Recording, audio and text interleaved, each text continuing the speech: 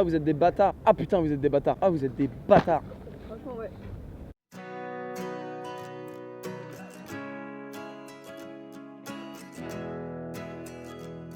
Bonjour Tanayosis. Bonjour, comment ça va? Ça va très bien et toi? Ça va. Je peux te tutoyer? Oh, bah, y a aucun souci. Ouais. Donc alors première question, est-ce que tu peux nous raconter l'histoire de cette fantastique photo qu'on a trouvée sur Instagram? Ah, vous êtes de l'accordéon? Ou j'ai un accordéon? Ouais. Et bah écoute, j'ai fait 6 ans d'accordéon. Sérieux? Oui. Putain, j'étais vraiment petit peu avec un gros truc. Mais c'était juste pour être un peu original que j'ai pris l'accordéon et être un peu marrant. Et puis j'ai passé 6 ans de ma vie le mercredi soir à faire Amélie Poulain avec des vieux. Voilà, C'est un bon concept, sympatoche. j'aime beaucoup. Dans la vidéo, t'as fait une vidéo avec Lilou. Ouais. Et t'expliques que tu voulais faire un court-métrage, produire un court-métrage avant la fin de l'année. Donc Ouais. là on est au début de l'année Ouais. 2018. Et t'en es où dans ce court-métrage? Il est produit. Ouais. C'est la genèse du projet, j'en suis encore à la genèse du projet. Pour l'instant tout est écrit, il y a eu 6 mois d'écriture, de révision de texte, de V1, de V2, de V3, de V4, de V14. Et après on a dû faire des notes d'intention, lancer la production, le mettre en prod, c'est-à-dire essayer d'aller récolter des fonds. On a récolté des sous pour pouvoir le tourner. Maintenant il ne reste plus qu'à le tourner.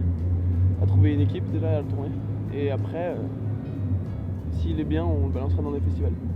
Et s'il est pas bien, je le mettrai à la poubelle. On passe direct à un autre sujet. Moi j'ai un sujet, pourquoi vous faites des interviews dehors alors qu'il fait moins 15? Écoute, on n'a C'est pas pour de... qui fait ça? Putain, mais qui fait ça? Franchement Vous êtes honteux, ok? Non, pas du tout. T'as les mains un peu bleues là quand même. Bah oui, Ouais. j'ai les mains bleues, mais Donc alors, c'est quoi ton meilleur ou ton pire souvenir en micro-trottoir ou sur scène? Parce que du coup maintenant tu fais un peu de scène, notamment au Panama Café. Ouais. Du coup, voilà. Moi je vais te parler plus de la scène. Mon pire souvenir c'était à la Cigale. J'ai fait la Cigale il y a pas longtemps et c'était devant 900 personnes. Et j'ai fait 10 minutes avec. On était une dizaine d'artistes et chacun faisait 10 minutes.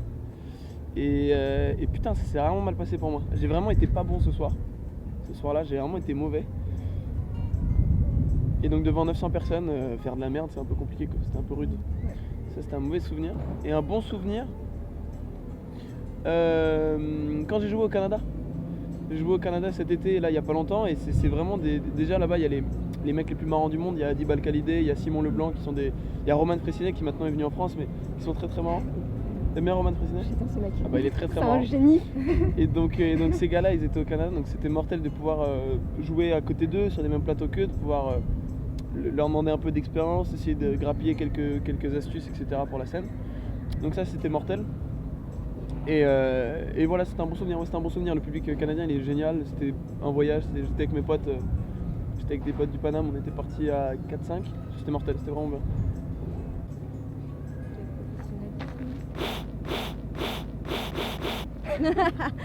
Qu'est-ce qui t'a convaincu à devenir jury pour le projet Motard? Et est-ce que tu peux vite fait expliquer Ah. ce que c'est? C'était un projet pour les jeunes. C'était en gros, fallait faire 1 minute de vidéo et expliquer, prendre un sujet qui te prenait à cœur et en faire 1 minute de vidéo un peu comme tu voulais. Et après, nous, on devait juger. On était quoi, une quinzaine de jurés à devoir essayer de vous départager, de vous mettre des notes. Et après, les 5 gagnants, je crois, ils partaient à Cannes. C'était 10 gagnants. 10 gagnants partaient à Cannes et le premier gagnait un prix spécial, etc. Et donc c'était assez cool de pouvoir se dire que bah voilà, il y avait des jeunes gens de mon âge au final, parce qu'on a à peu près le même âge, qui allaient pouvoir partir à Cannes et se faire kiffer, voir des films et tout, partir sur la croisette. Et voilà, c'était mortel et ça s'était très bien passé, c'était très cool.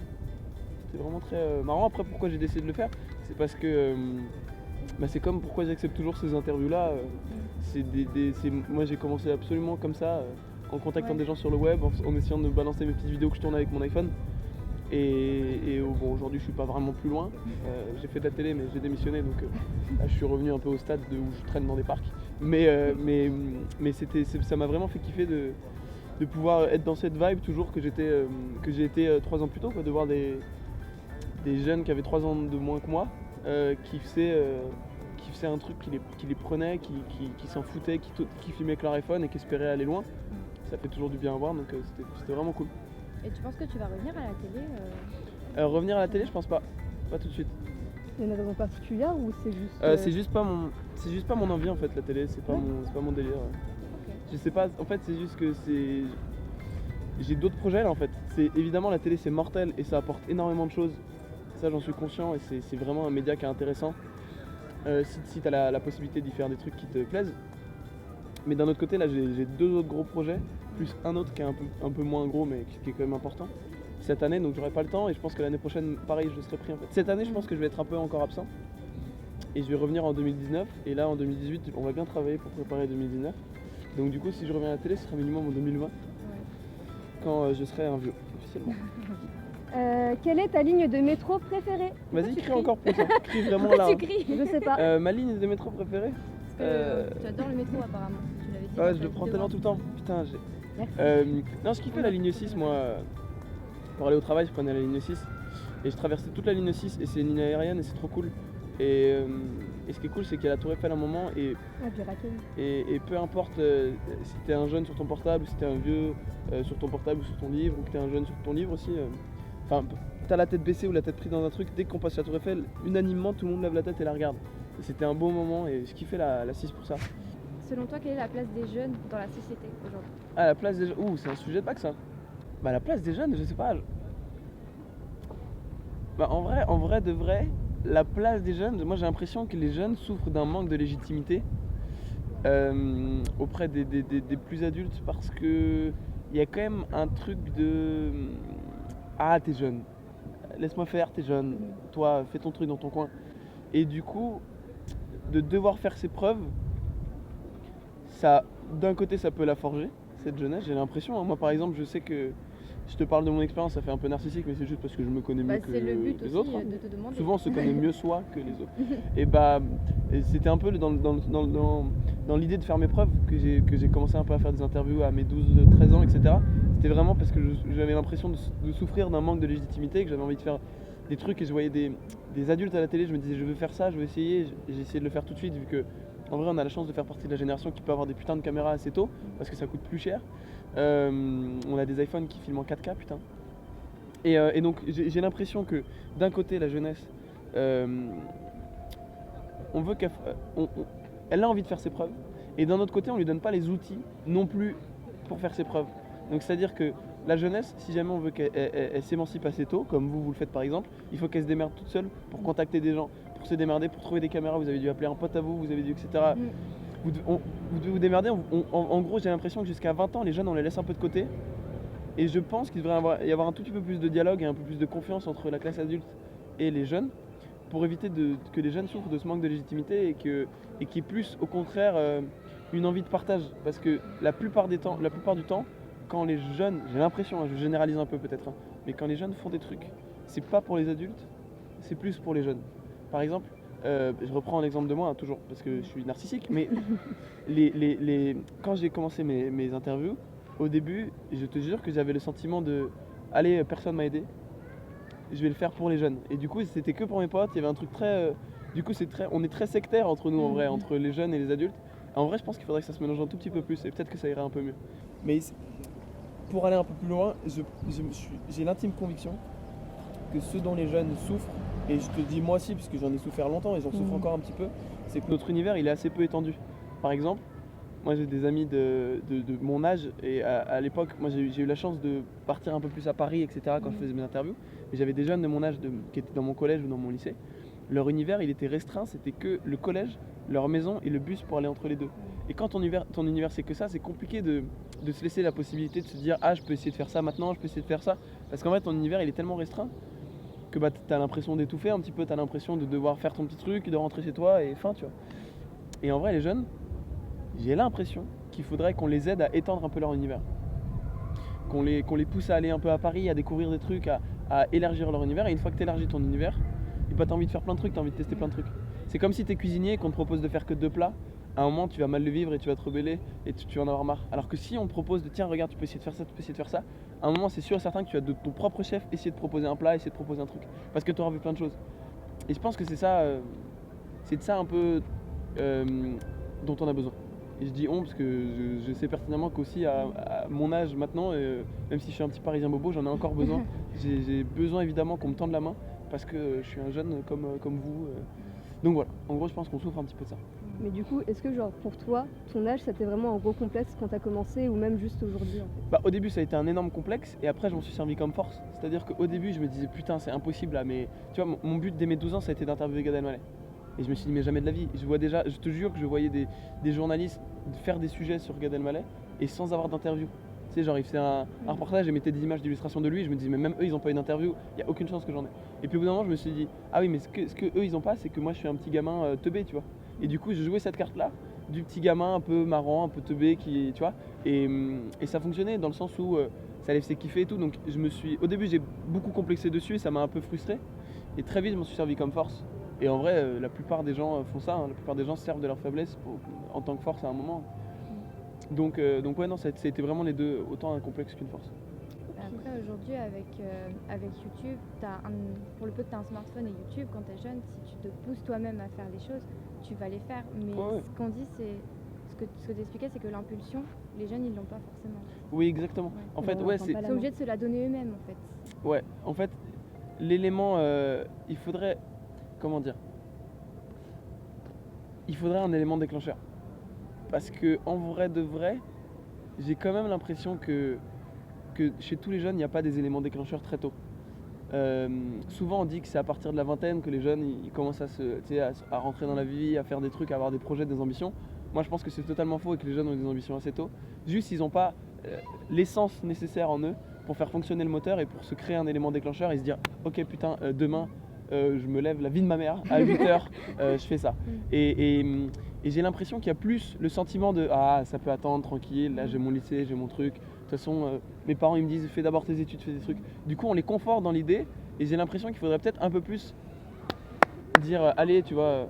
Par exemple, moi je sais que j'ai été dans une famille où ma maman m'a toujours dit tu termines tes études, ma maman elle est professeure des écoles en maternelle, etc. Mais c'est mes frères, tu vois, qui m'ont très tôt dit, moi j'ai un frère qui a fait de la musique à 15 ans. Et même un peu plus tôt, je crois, à 14 ans, il commençait à faire de la guitare, de la musique, il faisait des sons, il enregistrait et tout. Et il m'a toujours dit, mais si t'as envie de faire un truc, bouge-toi le cul, fais-le tout de suite, tu vois. Et Orelsan, il dit ça d'ailleurs dans un de ses sons là, dernièrement, il dit ouais, c'est ça, et à un moment. Exactement, et à un moment, il dit quoi? Et à un moment, il dit, j'ai écouté l'album vite fait, je t'avoue, j'ai pas trop écouté, il faudra que je le réécoute. Et il dit, à un moment, il dit, si jamais tu veux faire des films et que tu dis t'as pas de quoi faire des films, c'est une phrase de victime ou un truc dans le genre, tu vois. Non, t'as Et- juste besoin d'un truc qui filme. Ok, ça va. Mais en gros, ce qui est intéressant, c'est de se dire que évidemment, tu pourras toujours te dire, regarde là, il filme à l'iPhone, il y a un iPhone, et tu pourras te dire, ah ouais, c'est pas pro, on s'en fout, fais ton truc. Et tant que tu l'as fait, même si t'échoues, c'est que t'es sur la bonne voie, c'est que t'es en train d'essayer d'y aller, quoi. Et je suis persuadé qu'il faut plonger.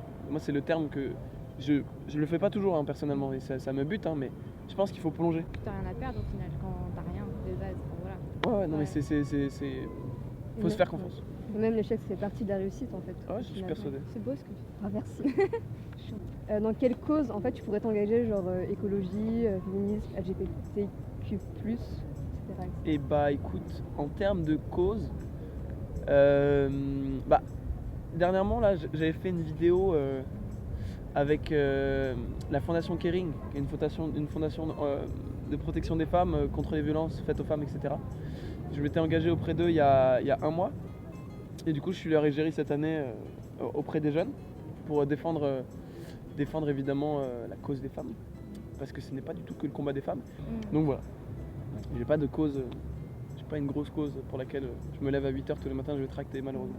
Ça viendra peut-être un de ces quatre. Hein. Ouais, t'es sensible à plusieurs causes différentes. Mais comme tout le monde. Comme hein, un peu tout le monde. Ouais.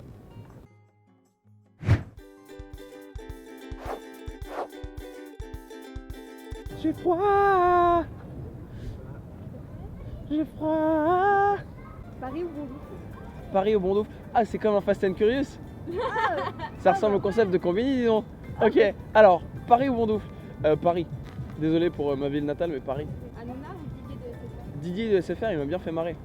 Il m'a bien fait marrer. Ça y est, j'ai le wifi chez moi, je suis très heureux. Ok, allemand ou espagnol? Espagnol? Barbu ou imberbe? Barbu. Putain, j'ai que des potes barbus, j'aimerais bien l'être, donc barbu. Donc tu sais barbu. Hormones ou Je peux faire un développement? J'ai le droit? Hormones. Eh, ça m'énerve cette vision de la virilité où on a besoin d'être hormoné, d'être ultra viril, d'être. Et je suis tellement féminin. pourtant je suis un garçon qui aime les filles, hein, mais du coup, parce que dans l'idée générale, si t'es pas masculin, t'es dep, ce qui est complètement débile. Hein. Mais il y a cette vision-là de hormones, voilà, bref. Donc, teinture, nique sa mère, teinture. Menthe religieuse dans le métro ou l'ortolan de Maïté? Menthe religieuse dans le métro, de loin. Le palmacho. Romane Fressinet ou multiprise? Ah, vous êtes des bâtards.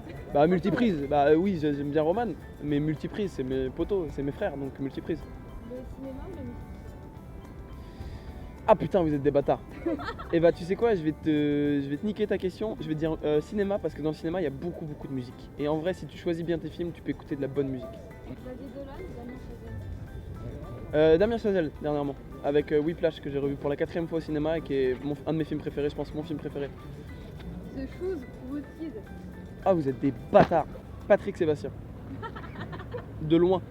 Je le préfère à The Shoes ou à Woodkid, Patrick Sébastien. Vraiment, je pense qu'il va revenir. En 2019, vous attendez pas, mais Patrick Sébastien revient, les gars. Pendant 45 secondes, je peux dire ce que je veux. Ok, ça tourne? Ouais. Ok, alors, qu'est-ce que je peux dire? Je peux faire un truc sinon. Ouais, tu peux danser. Mais laissez-moi faire mes 45 secondes. Oh, c'est les miennes. Hein. Non, qu'est-ce que je peux dire? Non, j'ai envie de dire faites. Je crois que c'est le plus beau mot du monde. Plongez, faites.